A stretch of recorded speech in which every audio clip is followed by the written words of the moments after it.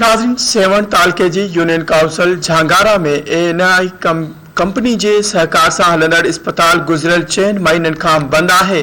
अस्पताल बंद हुजण खिलाफ इलाइक़े वासियुनि हथनि में प्ले कार्ड खणी एहतजाज किया है। उन हवाले से वधीक तफ़सील ॾिसूं था रियाज़ जमाली की रिपोर्ट में।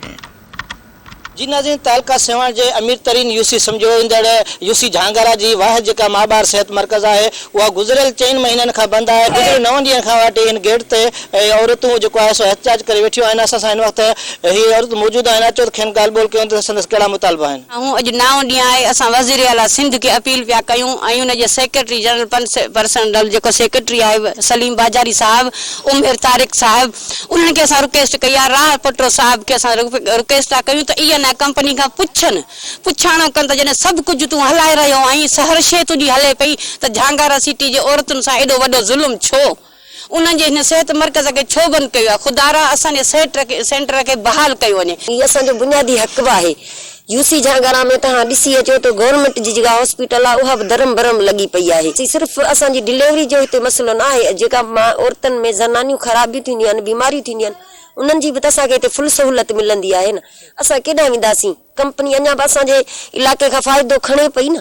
तेल वञे पियो, गैस वञे पियो, सब कुछ वञे पियो। जॾहिं हिन असांजे इलाइक़े में असांजे लाइ ही भी सहूलत ना आहे, पोइ असांजे इलाइक़े खां फ़ाइदो छाजे लाइ था वञे? अघो सघो आहे पंहिंजो हितां किरायो करे ऐं केॾां वञूं असां?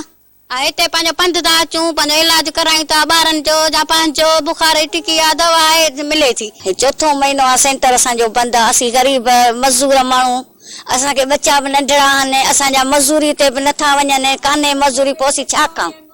असांखे ही 9 ॾींहं असांखे ये सेंटर कहिड़ी हालत में पियो असांखे हर हालत में असांखे सेंटर खोलाए ॾियनि। ही सब गोठाणा जेके वेचारियूं पोरियतियूं आहिनि इहे सभु अची हिते डिलीवरियूं कनि थियूं, हिनखे सभु सहूलतूं हिते मिलनि थियूं। असांखे बि तकलीफ़ आहे। असां हिते 14 मुलाज़िम आहियूं। 14 मुलाज़िमनि खे 4थो महीनो आहे पघारुनि खां महरूम कयो वियो आहे। महिरबानी करे असांखे इहे सेंटर खोलाए ॾियो। कैमरामैन सिराज जमाल सां गॾु रियाज़ जमाल, धरती टीवी 7।